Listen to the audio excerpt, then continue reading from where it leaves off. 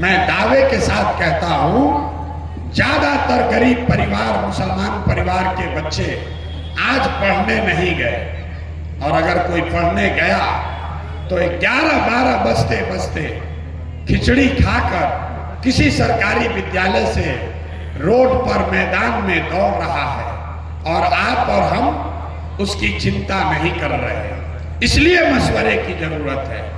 मशवरे की जरूरत इसलिए है कि जिन मुसलमानों ने अपने पुरखों को, इस कौम को, इस देश के लिए अपना खून बहाते देखा, आज उसी देश के पार्लियामेंट में आपके खिलाफ कानून बन जाता है और आप कुछ नहीं कर पा रहे।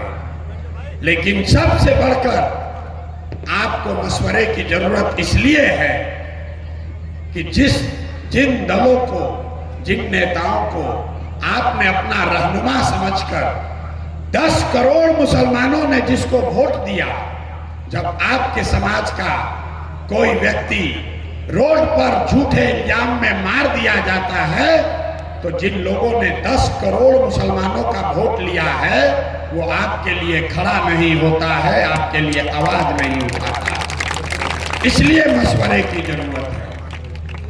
मैं जहां भी गया 5000 गांव में जाने के बाद अपने अनुभव से बता रहा, बिहार में दलितों के बाद सबसे ज्यादा गरीबी, बदहाली, फटेहाली अगर कहीं दिखी तो वो मुसलमानों के गांव में दिखी।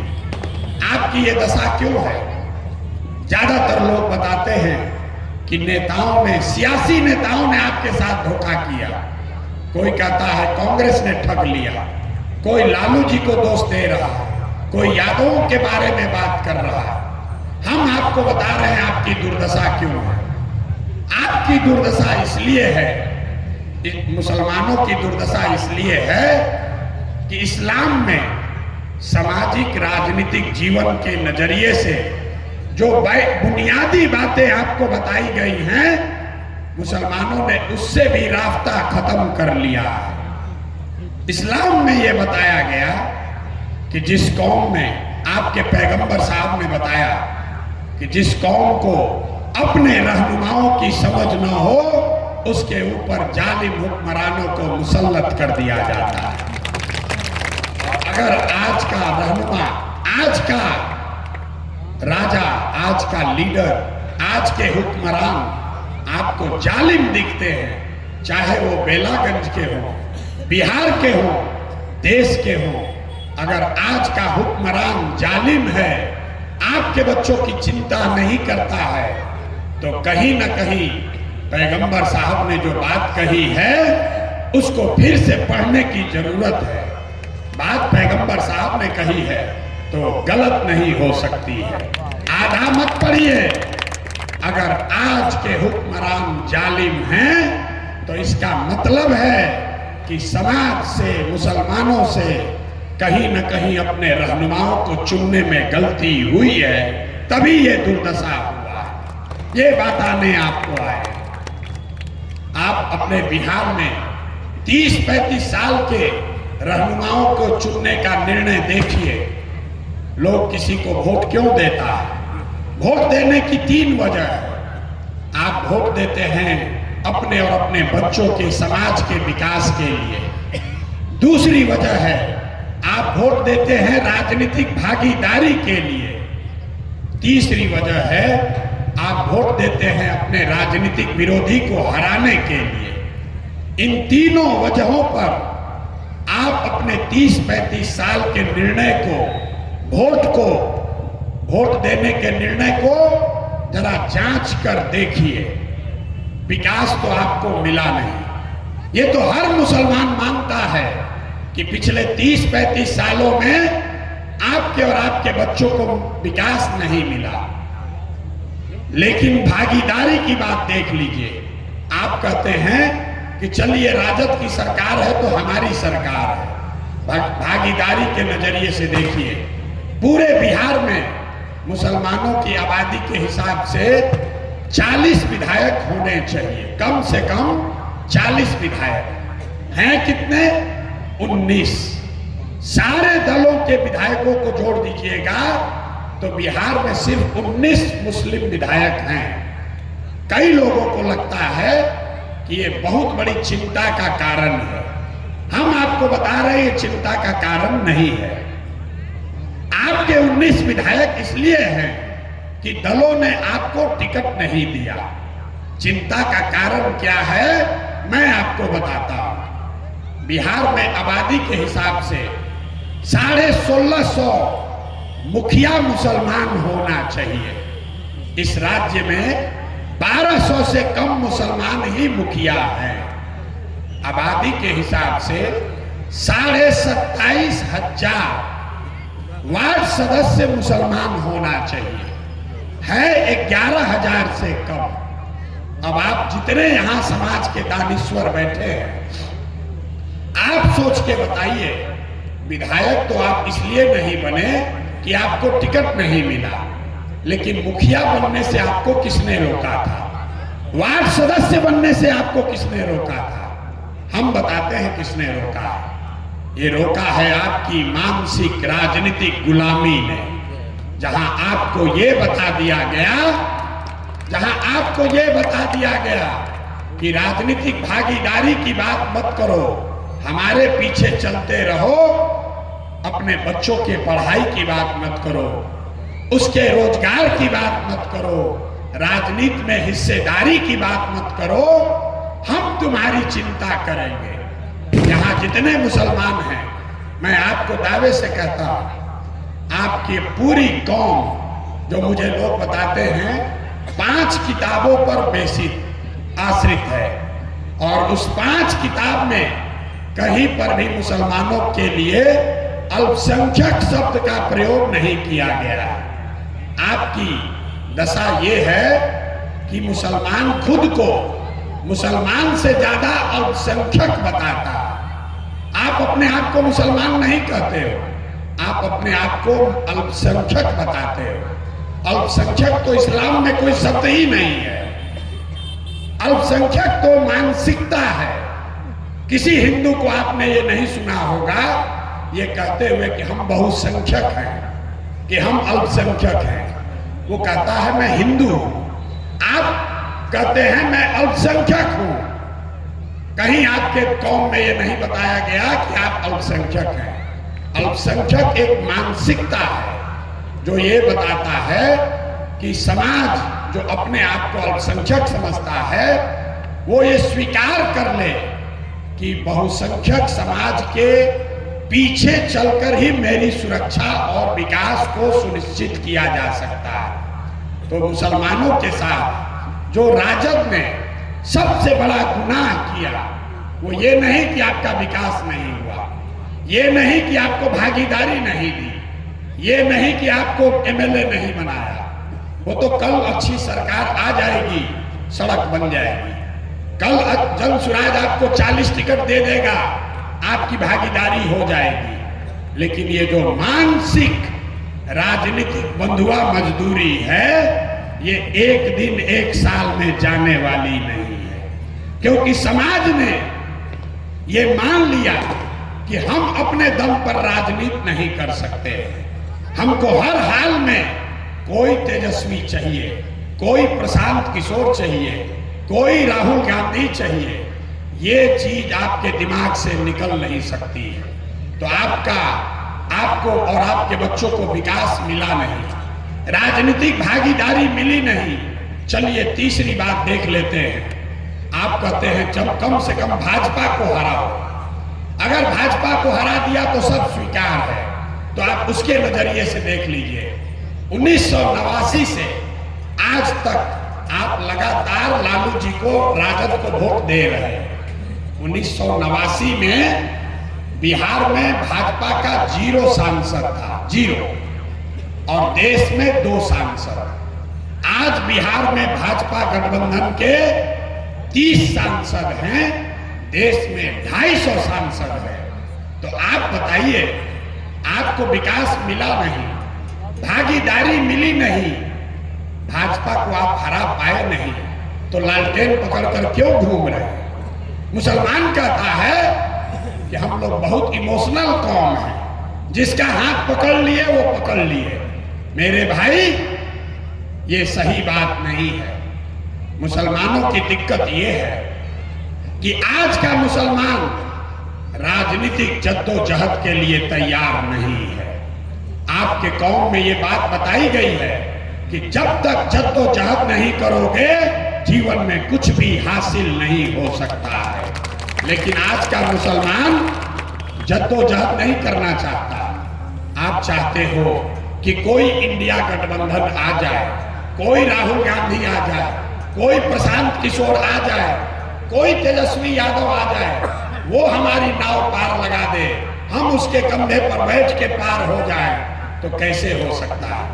अगर इस बात में दम होता तो पैगंबर साहब ने आपको ये कहा होता कि जद्दोजहद मत करो, मौके की तलाश करो। उन्होंने ये नहीं कहा। आपको कहा गया है कि हक और तादाद के बीच में आपको हक के साथ रहना है। लेकिन पूरा जो मुसलमान है वो तादाद के साथ रहना चाहता है। 5 बरस बैठ के आप दिन भर यही गणना करते हैं कि कौन भाजपा को हराएगा, किसकी तादाद ज्यादा है। ये आपके कौम के बुनियादी बात के उलट है।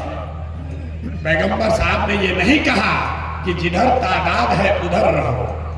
उन्होंने कहा कि जिधर हक की बात है वहां रहो, और आप तादाद के पीछे चल रहे हैं तो कैसे आपका भला होगा? आप तो तादाद के पीछे चल रहे हैं।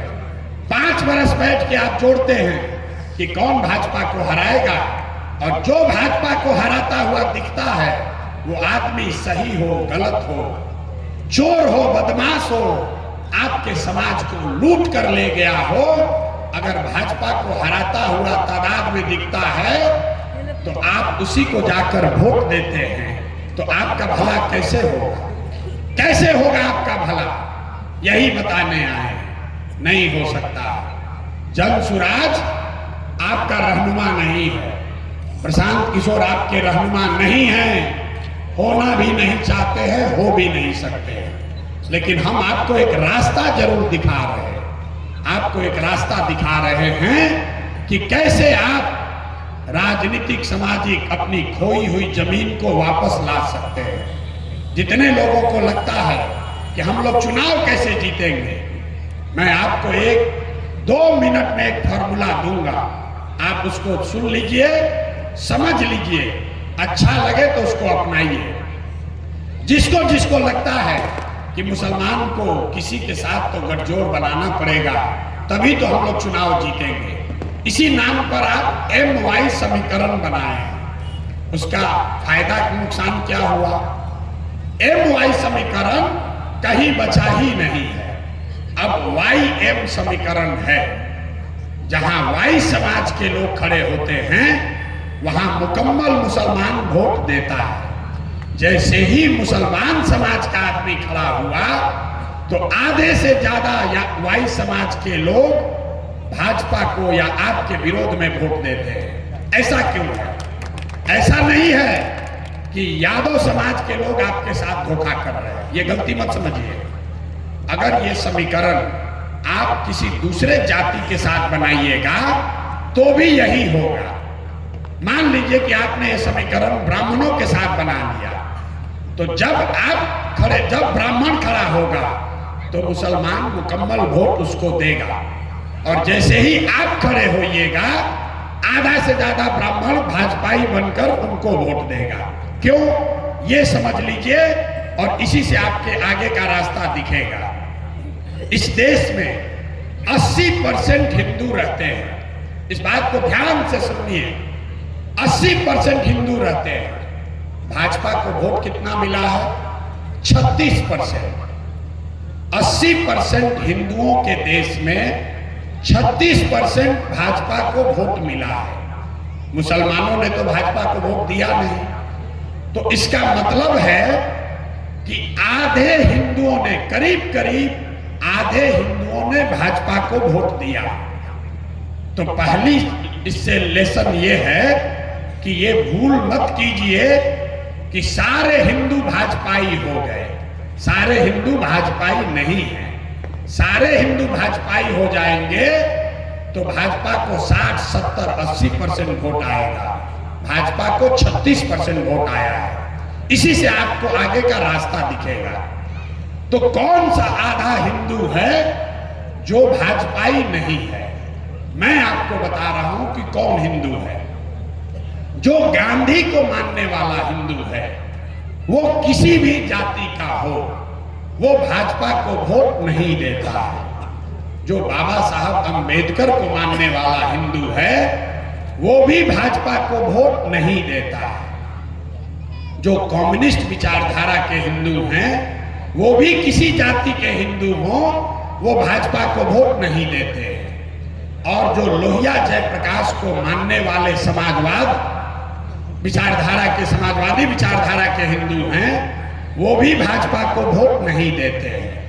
तो जो जन सुराज का फॉर्मूला है कि गांधी, अंबेडकर, कम्युनिस्ट और समाजवादी विचारधारा के मानने वाले हिंदुओं के साथ अगर मुसलमानों का गठजोड़ बना दिया जाए तो आधे हिंदू मतलब 40% और 20% मुसलमान मतलब विचारधारा के आधार पर एक ऐसा गठजोड़ बनाया जा सकता है जिसमें आप रहेंगे 60, भाजपा रहेगी 40 और हर बार आपको निश्चित सफलता मिलेगी।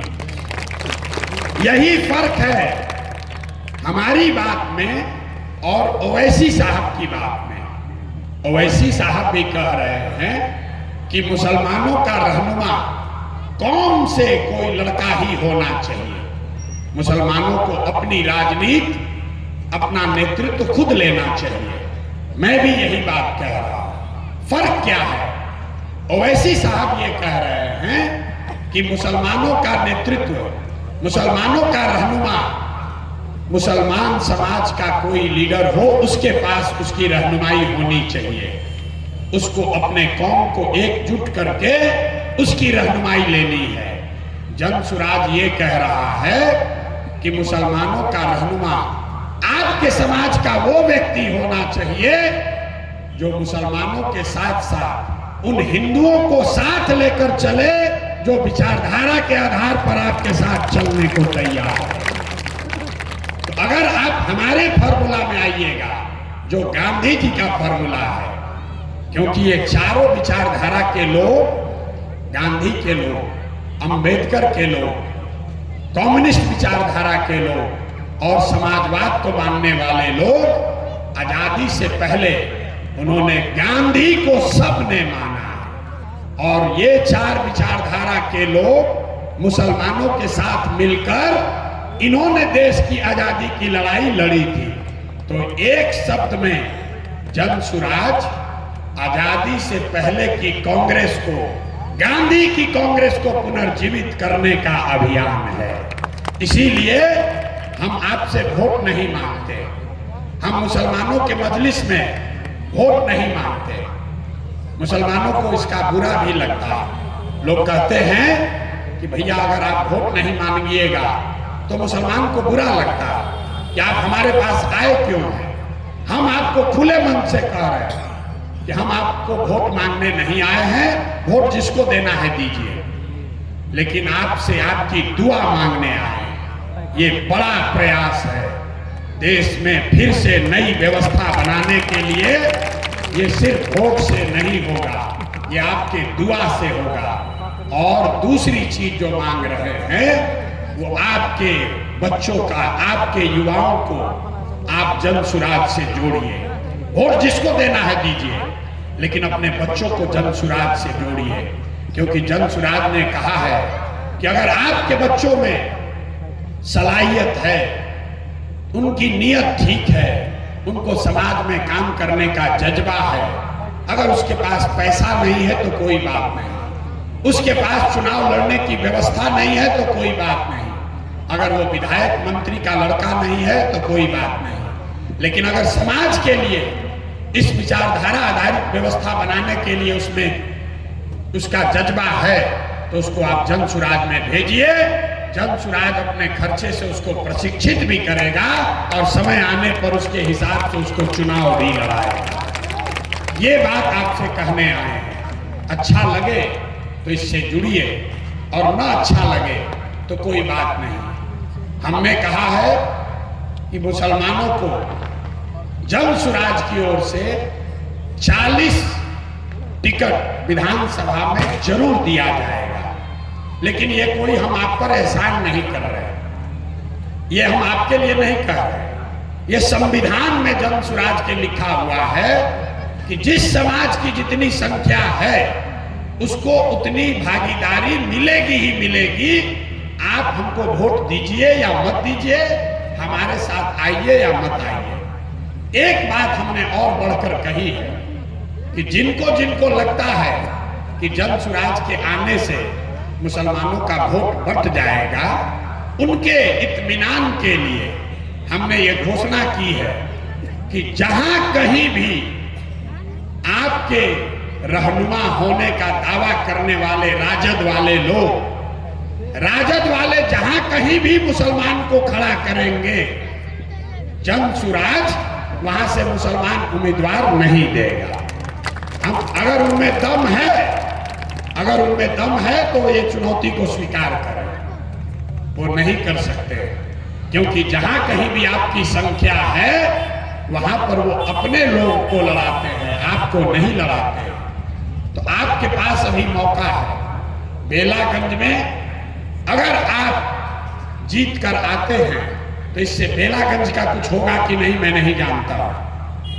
7 महीने में किसी एक व्यक्ति के जीतने से बेलागंज में आपकी मुस्तकबिल बदल जाएगी ऐसा नहीं है। लेकिन एक चीज होगा, बेलागंज में अगर आप जीत कर आते हैं तो पूरे बिहार में एक लोगों को विश्वास होगा, मुसलमानों को ये विश्वास जगेगा कि हम भी चुनाव लड़ सकते हैं और हम भी चुनाव जीत सकते हैं। इसलिए ये लड़ाई अमजद साहब की नहीं है, ये लड़ाई बेलागंज की नहीं है, ये पूरे राज्य में मुसलमानों के लिए एक नया रास्ता बनाने का अभियान है। आप जंसुराज का असर देखिए, जंसुराज का असर देखिए। आपने अभी जंसुराज को वोट नहीं दिया, आप जंसुराज के मजलिसों में अभी आना शुरू किए हैं, इसका असर देखिए। आपके समाज के जिस व्यक्ति के मरने के बाद जिसकी मैयत में आपके अपने रहनुमा जिसकी मैयत में नहीं शामिल हुए, आज मुसलमानों की ये तादाद उनको मजबूर कर दिया कि उसी परिवार को घर में बैठाकर अब वापस दल में शामिल करा रहे। ये जंसुराज की ताकत नहीं है, ये लोकतंत्र की ताकत है। तो आपसे इतना ही आग्रह करने आए हैं, वोट जिसको देना है दीजिए, लेकिन ये मत कहिए कि हम आरजेडी को ही देंगे, क्योंकि जब आप वैसा करते हैं तो आप जिसको हरा रहे हैं वो तो आपको परेशान करेगा ही, जिसको आप जिताने के लिए वोट दे रहे हैं वो भी आपकी इज्जत नहीं करता। तो इसलिए कम से कम इतना कहना जरूर शुरू कीजिए कि अगर हमारी बात नहीं मानोगे, अगर हमारी भागीदारी नहीं दोगे, अगर हमारा हिस्सा नहीं दोगे, हमारे बच्चों के पलायन रोजगार की व्यवस्था नहीं करोगे, हमारे बच्चों के तालीम की व्यवस्था नहीं करोगे, तो जंसुराज में चले जाएंगे। इतना कहने से आप देखिएगा राजद वाले भी आपको पूछेंगे। अगर हमारी बात पर भरोसा न हो तो एक फोटो हमारे साथ खींच लीजिए और उसके अपने फेसबुक पर डाल दीजिए। जिस नेता ने 5 बरस आपका फोन नहीं उठाया होगा वो आपको कल आकर मिलेगा, फोन करेगा कि अरे चचा काहे नाराज हैं, जंसुराज में काहे गए थे, चलिए क्या गलती हो गई आप हमारे पास आइए। ये जंसुराज की ताकत है। और एक अंतिम बात कहकर खत्म करेंगे। हमको मालूम है कि मुसलमानों को चलना है जंसुराज के साथ ही, आपको चलना है जंसुराज के साथ ही, लेकिन अगर आप नहीं भी चलिए तो कोई मलाल नहीं है, क्योंकि जीतेगा जनसुराज ही, जीतेगा जनसुराज ही। इसलिए नहीं कि हम बहुत बड़े दानिश्वर हैं, इसलिए कि आपके कौम में भी ये बात बताई गई कि ईमानदारी से किया हुआ प्रयास, ईमानदारी से किया हुआ जद्दोजहद कभी खाली नहीं जा सकता। और पिछले 2-2.5 बरस में प्रशांत किशोर ने जितनी मेहनत की है, जितना पसीना बहाया है, 75 बरस में किसी ने बिहार में इतनी मेहनत नहीं की है। आपको मेरे भाई एक ही निर्णय लेना है, अगर आप अभी साथ चलोगे तो आपके बाजुओं की ताकत से हमारी लड़ाई थोड़ी आसान हो जाएगी, लेकिन अगर आप साथ नहीं भी दिए तो भी हमारा आपका साथ बना रहेगा। जीतने के बाद फिर आपके पास आएंगे, और जब आएंगे जीतकर अपने साथ ले चलने, तो एक ही फर्क है, जब जीत कर आएंगे तो अभी आपने जो साथ नहीं दिया उसका हर्जाना आपसे पूरा वसूलेंगे। हम आदमी हैं शाकाहारी, तो जब जीत कर आएंगे तो आपके घरों में सेवई भी खाएंगे और आपको साथ में लेकर भी खाएंगे। अब तय आपको करना है कि आपको अभी साथ चलना है कि चुनाव जीतने के बाद साथ चलना है। एक बार बता दीजिए, अभी साथ चलना है कि अभी साथ चलना है कि चुनाव के बाद चलना है? अभी साथ चलना है कि चुनाव के बाद चलना है? तो आप मेरे साथ आइए, मेरा साथ दीजिए और अपने इस लड़के पर, अपने भाई पर भरोसा रखिए। आपने अगर कंधा लगाया तो बिहार में नहीं, साल भर के अंदर अगर देश की राजनीति का निडिल घुमाकर यहां नहीं कर दिए तो आप जो कहिए वो मान लेंगे। आप एक बार साल भर के लिए जनसुराज को अपना बनाइए। प्रशांत किशोर के पीछे मत चलिए। मौलाना आजाद पंडित नेहरू के कांग्रेस में नहीं थे, वो उस कांग्रेस में थे जिसमें पंडित नेहरू भी थे। तो आप प्रशांत किशोर के जनसुराज में मत आइए, आप प्रशांत किशोर के जनसुराज में मत आइए। आप उस जनसुराज में आइए जो आपका भी उतना ही है जितना प्रशांत किशोर का है, तब बात बनेगी मेरे भाई। अब एक बार मैं बोलूंगा जय बिहार, आपको बोलना है जय जय बिहार, जय बिहार। आवाज बेलागंज से बाहर पटना, और पटना बेलागंज जीतने के बाद दिल्ली तक जानी चाहिए। हम लोग हिंदुओं में कहते हैं कि जो ब्याह कराता है वही श्राद्ध भी कराता है। तो अगर बैठाया हमने है तो उतारने की सलाहियत भी हमारे पास है। आप साथ आइए और साल भर में आपको नक्शा बदल कर दिखाते हैं। बहुत बहुत धन्यवाद।